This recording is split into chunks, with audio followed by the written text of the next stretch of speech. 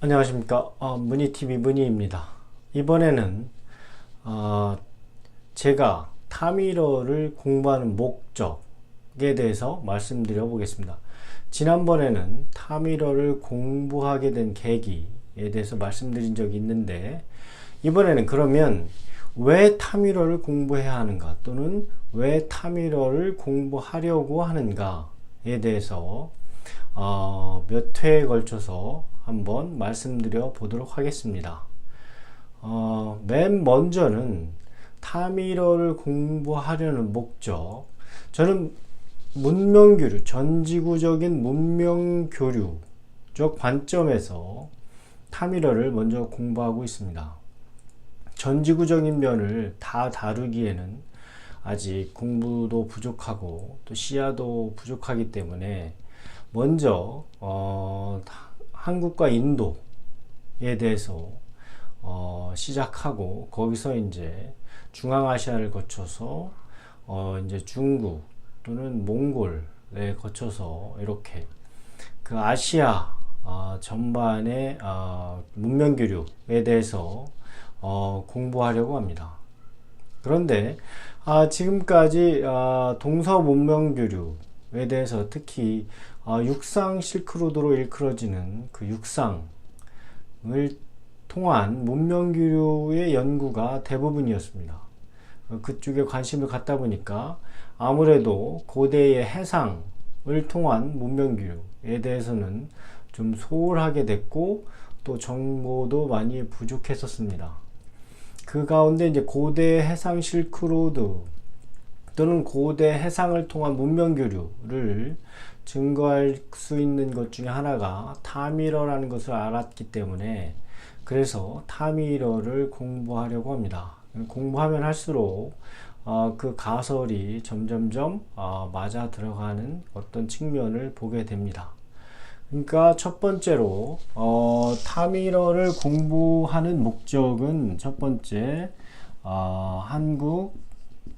한국과 인도 사이의 고대 문명교류, 그 문명교류의 어떤 실상을 알기 위해서, 특히 이제 육상보다는, 물론 뭐 육상도 가능하겠지만 해상, 그 바닷길을 통해서 문명교류가, 어떤 문명교류가 이루어졌나, 특히 이제 제가 보는 그 시점은 BC 5세기, 그러니까 지금으로부터 한 2500년 전부터 그 다음 2000년 전, 1세기 또는 밑으로는 한 2, 3세기까지, 조금 더 밑으로, 그러니까 달마대사가 인도에서 선불교를 가지고 중국에 왔을 그때 당시 5, 6세기까지 하자면 약 한 1000년간, 또 짧게는 한 2, 3세기, AD 2, 3세기까지 철기와 수경론법이 완벽하게 정착된 그 시기까지가 제가 관심을 갖고 있는 시기입니다.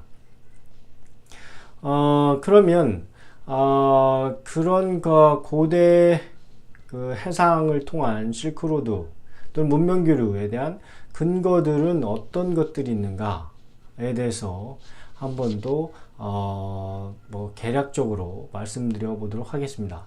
먼저는 가장 이른 시기가 흥미롭게도 두 개가 있는데, 하나는 그 에리트리아 안내기 뭐 이렇게 일단은 번역이 됩니다. 이게 이제 1912년에 그 쇼프라는 사람이, 쇼프라는 분이 이제 그리스어 라틴어를 바탕으로 한 이 에리트리아 안내기라는 그 원서를 번역하면서 영문명을 이렇게 붙입니다. 더 페리 플러스 오브 더 에리트레 씨, 이렇게 1912년에 쇼프라는 사람이 이제 이 에리트리아 안내기에, 그러니까 코인의 글, 원래 에리트리아 안내기는 코인의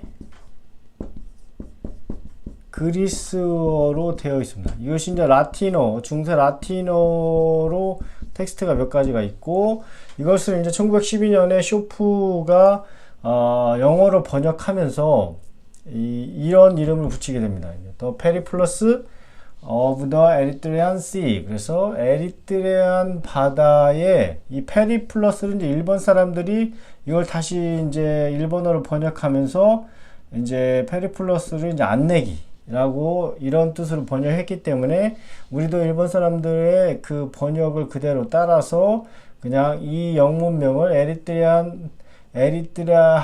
에리트레아의 안내기 이렇게 번역을 그냥 하고 있습니다. 아직 한국어 번역본은 없기 때문에 역주본이나 번역본이 없기 때문에 그냥 이걸 일본 사람들이 페리플러스를 안내기로 번역했기 때문에 우리도 그냥 일단은 따라하고 있는 것입니다.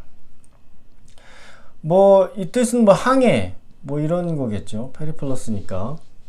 그래서 에리트레아는 이제 이게 그 이집트 이쪽에서 이렇게 이집트 그 다음에 나와서 여기가 뭐 오만 뭐 예멘 뭐 사우디아라비아 이쪽 지나서 이게 중동이에요. 중동 지나서 뭐 인도 그 다음에 인도 지나서 이제 그 동남아시아 일부 이 정도 요 정도까지 이제 여기서부터 시작해서 아프리카도 좀 갑니다.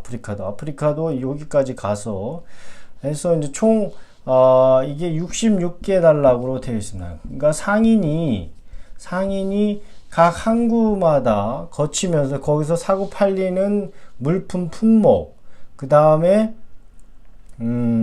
그 뭐 정치적 상황, 그 다음에 왕이 누구냐, 지형, 뭐 지형적 특성 이런 것들을 다 자세하게 적어 놓습니다. 근데 자세하게 적는다기보다는 한 단락이 영어로 판단했을 때 보통 뭐 4-5줄, 길어야 6-7줄 밖에 안 됩니다. 그러니까 전체 66개 단락이지만 그것을 딱 A4로 하면 짧게 모은다면 5장 정도밖에 되지 않습니다. 그 총량이. 근데 이제 인도에 상당히 많은 항구들을 자세히 소개하고 있고 소개하고 있습니다. 근데 이제 이게 에리트레아 안내기의 시기가 연대가 언제냐라는 이제 추정을 해보면 이게 뭐 여러 가지 설이 있는데 AD 뭐 한 40년부터 뭐 70년 사이, 그래서 그냥 중간쯤 50년대다 이렇게 AD 이렇게 이야기하고 있습니다. AD 50년대. 이게 이제 아주 상세하게 나와 있어서 현재의 어떤 특산물이라든가 그 다음 역사적 사실에 비추어 봤을 때 상당히 정확한 내용을 담고 있다라고 평가받고 있습니다. 그래서 에리트레아 안내기가 1세기 때 서양부터 인도를 거쳐서 동남아 일부, 동남아에서 이제 마지막에 중국에서 비단을 갖고 와서 여기서 항구에서 비단을 뭐 교환하는 뭐 그 상행위가 일어나는 그런 내용이 나옵니다.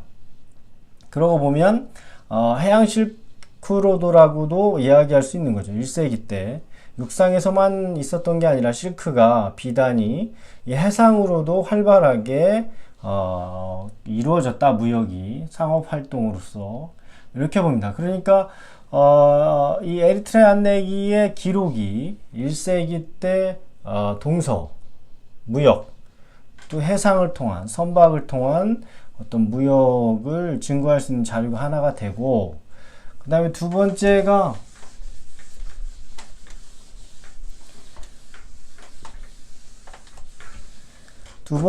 이제 이건 첫 번째고, 두 번째가 그 삼국유사에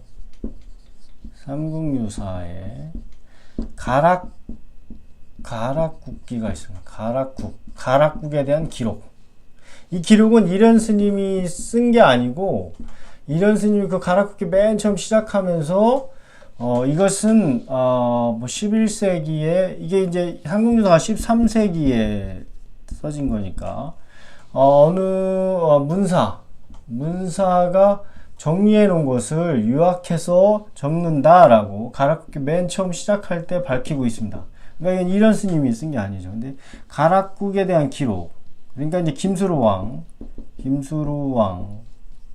이 이제 처음에 얘기 탄생부터 쭉 나오다가 이제 허왕옥 이렇게 뭐 장가를 가야 되지 않겠냐 이런 얘기가 나오니까 이제 김수로왕이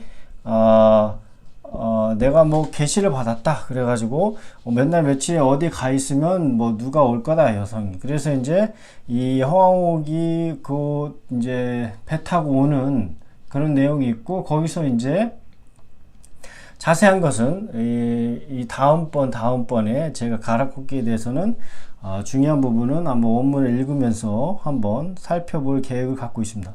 하여튼 그래서 이 내용이 오는데, 이게 이제 가락국기 내용이 완 게 AD 48년에 온 것으로 나와 있습니다. 그래서 이제 거기에서 5월 뭐 한 중순쯤에 중하순에 떠나서, 그래서 이제 우리 김해에 7월 중순쯤에, 그러니까 약 두 달에서 한 70일 정도 항해해서 온 걸로 그 기록에 이렇게 나옵니다.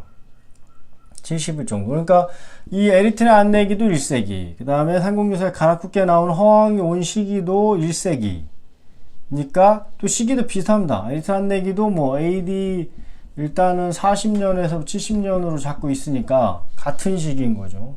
같은 시기에 하나는 이집트부터 이쪽에 동남아, 지금 현재로서는 미얀마 그 부분까지 배를 타고 해상으로 온 거고, 이것은 어디서 왔냐가 논란이 많이 있지만 일단 인도에서 온 것으로 얘기가 가장 많이 되고 있기 때문에, 하여튼 그래서 인도부터 이제 김해까지 바닷길을 통해서 배를 타고 온 것으로 여긴다면 비슷한 시기에 비슷한 해상 활동 교류가 있다. 그 다음 허왕옥이 왔을 때 보석하고 비단을 또 많이 갖고 옵니다. 비단도 그냥 비단 그 옷감만도 갖고 오고, 또 그 무늬 넣어서 이렇게 만든 이런 여러 가지 비단 종류들을 갖고 온 거 보면, 에리트레아 안내기에도 비단이 상품으로서 사고 파는 과정이 나오고, 그 다음 허왕옥의 이야기에서도 비단이 선물로 김수로왕에게 여러가지 선물로 갖고 온 것을 보면, 역시 1세기 때 비단이 해상 활동을 통해서 활발하게 무역이 되었다라는 게 증명이 되고 있습니다.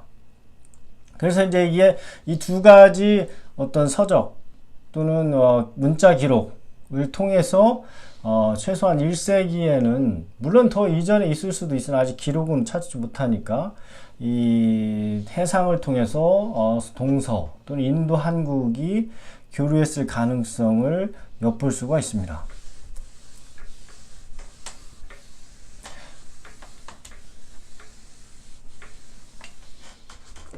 그 다음에 이제 두 번째로 타미러를 공부하는 목적, 첫 번째는 동서 해상 교류, 고대의 해상 교류를 증명할 수 있는 하나의 어떤 증거물로서의 타미러.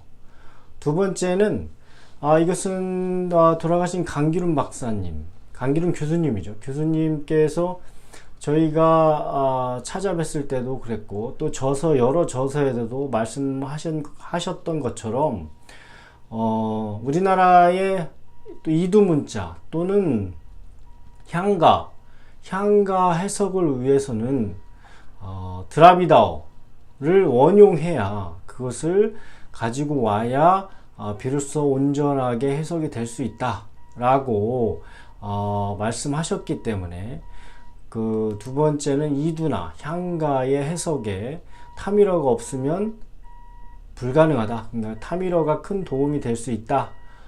그것 때문에 타미러를 공부하고 있습니다. 그러니까 두 번째는 이두와 향가의 해석에서 이게 드라비다어는 이 안에 이제 대표적인 게 타미러, 뭐 텔루구어, 그 다음에 뭐 칸나다어, 그 다음에 말라야마머, 이게 네 가지 대표적인 건데, 이런 언어들을 원용하는데 가장 많이 하는 게 이제 타미러입니다. 타미러 드라비더를 원용해야 해석이 가능하다 라고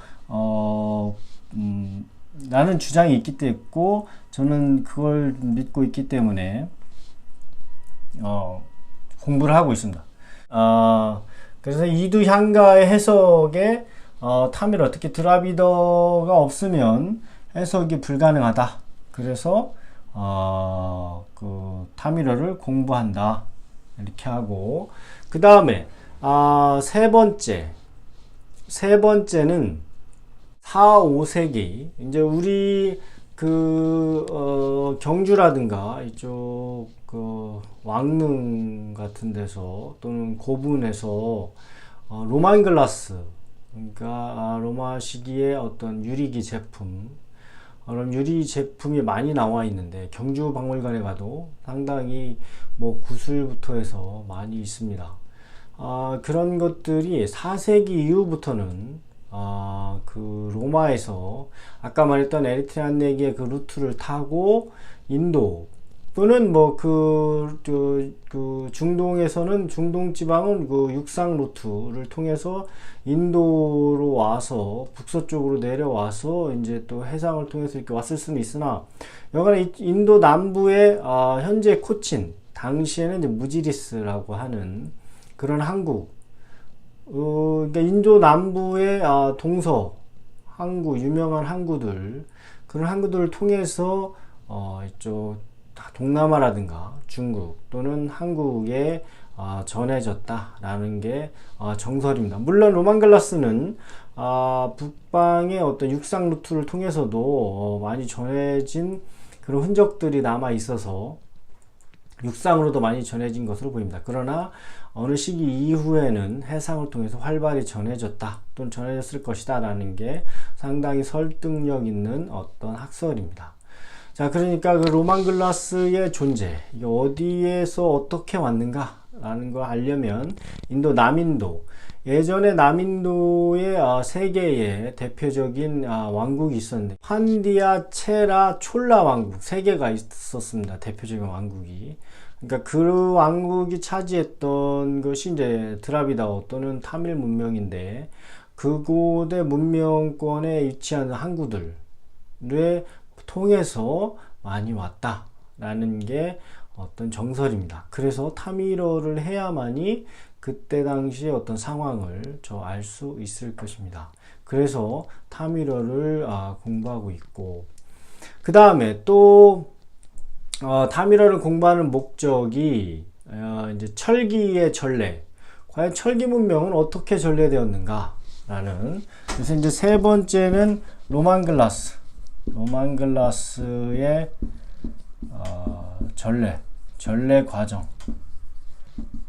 과정을 알기 위해서 하고, 네 번째로는 이제 철기 문명과 어떤, 그 다음에 이제 수경 농법, 특히 수경 농법 중에서도 수경 벼농사, 수경 도장 농법, 그러니까 소전, 독양, 논에서 이제 물을 이용해서 이제 벼농사를 하는 뭐 이런 거에 대해서 알기 위해서 타미러를 해야 되고, 그다음에 이제 마지막으로 이제 종교적인 것인데, 이게 이제 가장 어렵기도 할 것 같은데, 불교 전래. 그러니까 불교가 4세기에 공전됐다고 나오는데, 그 이전에 뭐 빠르게는 1세기에 해상을 통해서 초전이 일어났을 가능성도 있다. 왜 그러냐 하면, 탑상편 같은 데 보면 이제 허왕우가 첫 번째 이제 배를 타고 김해에 오려고 출항을 했는데, 뭐 파도가 세고 뭐 바다신이 누했다고도 표현 나오는데, 그래서 이제 되돌아갑니다. 그 못 오고. 그래서 이제 가서 이제 왕한테 얘기하니까, 아, 그러면 그 이 탑을 가지고 가라. 그래서 이제 그 탑의 모양 어떻게 생겼냐? 그러니까 사각형 돌이고 5층으로 되어 있다. 이런 표현들이 나옵니다. 그리고 색깔은 적반색이다. 일단 뭐 파사석 탑이라고 하는 건데, 그래서 이제 그걸 싣고 오니까 뭐 무사히 바다를 건너서 올 수 있었다. 이렇게 합니다.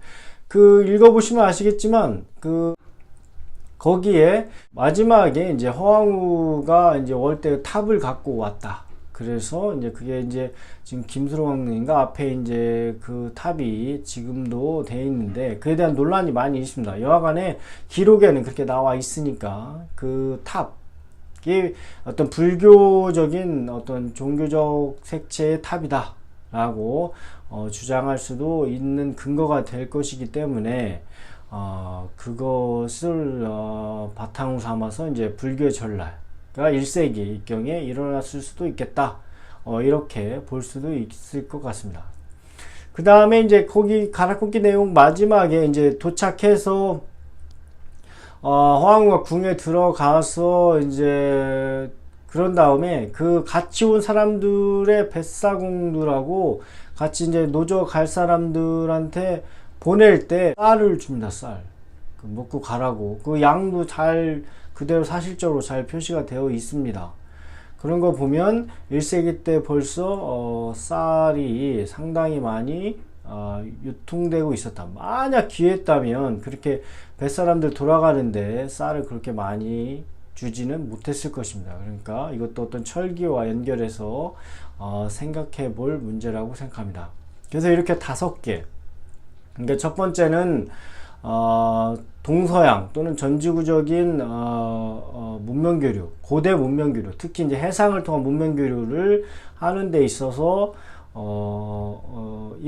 인도가 중간 어떤 디딤돌 또는 징검다리 같은 곳이었는데, 특히 거기서도 인도의 남부 드라비다 문명 또는 타밀 문명권의 항구들을 많이 거쳐서 갔기 때문에 거기에 대한 고대 기록들이 많이 있어서 그것을 해독하려면 타밀어를 해야 된다 라는 목적이었고, 두 번째는 이두, 우리의 고대 말을 이제 한자로 표기하는 그 체계, 그 전반적인 것을 광의의 의미에서 이제 이두라고 하고, 또 향가 어떤 그 노래, 그 삼국유사하고 그 다음 균여전에 남아있는 그 향가를 기록한 것을 뭐 향찰이라고도 하고, 그 외에 또 여러 가지가 있는데, 그건 다음번 시간에 한번 꼭지를 잡아서 다시 한번 자세히 살펴보도록 하겠습니다.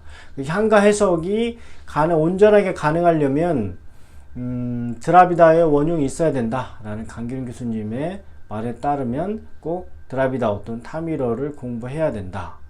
그 다음에 세 번째로는 보셨듯이 어떤 로만글라스의 유통 전례 또는 교류 과정, 이런 거 알려면 남인도를 거쳐서 왔다면 그에 대한 기록이라든가 여러 가지 사실적인 역사적 사실 기록이나 문학적 기록들을 보려면 또 드라비다 어떤 타밀어를 공부해야 된다 라는 거였고, 그 다음에 이제 철기의 이동 또는 철기의 전례 과정, 이게 과연 육상 루트로만 왔느냐 아니면 해상으로도 왔겠느냐, 뭐 그런 것. 그 다음에 벼농사, 특히 수경 도장 농법, 그러니까 물을 대서 논에 이렇게 벼농사를 짓는 그러한 것들을 알아보기 위한 것. 그러려면 또 남인도를 빼놓고 이야기할 수 없으니까 또 그것들 위하려면 또 이제 타밀어를 배워야 했고, 그 다음에 이제 불교의 전례, 달마대사가 뭐 6세기경에 달마대사가 중국 선불교의 일대 시조죠. 타밀나두주에 가면 그 칸치푸람에 가면 달마대사의 탄생지가 있습니다. 거기가 있어서 거기에서 이제 종교적 박해를 받을 때, 힌두교 흥하고 그래서 이제 불교나 기타 종교가 박해받을 때 이제 하나의 디아스포라, 그 일종의 난민으로서 이제 그 중국으로 달마가 동쪽으로 간 까닭은 그의 그 달마 주인공이 오게 돼서 뭐 양무제도 만났다는 뭐 기록 뭐 이런 것들도 있다고 하는데, 하여튼 그 해상을 왔다는 것은 뭐 확실한 사실인 것 같습니다. 해상을 통해서.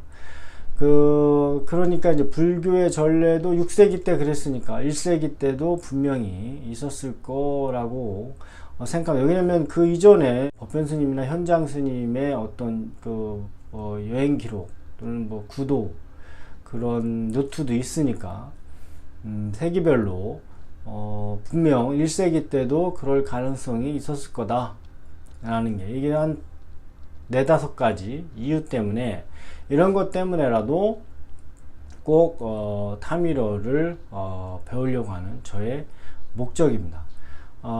이거 다음에는 이제 각각 에리트란 내기하고 어떤 그 삼국유사의 가락국기의 내용을 조금씩이라도 그 원문을 한번 보면서 공부해 볼 수 있는 시간을 잡아보도록 하겠습니다. 그렇게 하고, 그 다음에 향가 해석에 있어서도 어떤 우리말의 고대 어휘들이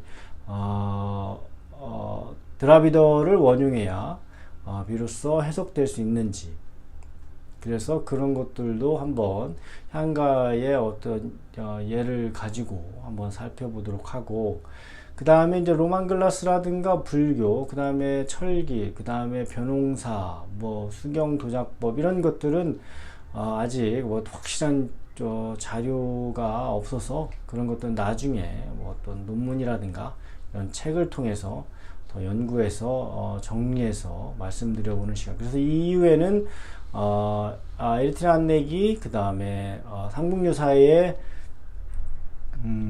가락국기, 그 다음에 향가, 이두와 향가에 대한 그 한 3꼭지 정도는 제가 따로 시간을 각각 마련해서 한번 말씀드려보는 시간을 갖도록 하겠습니다.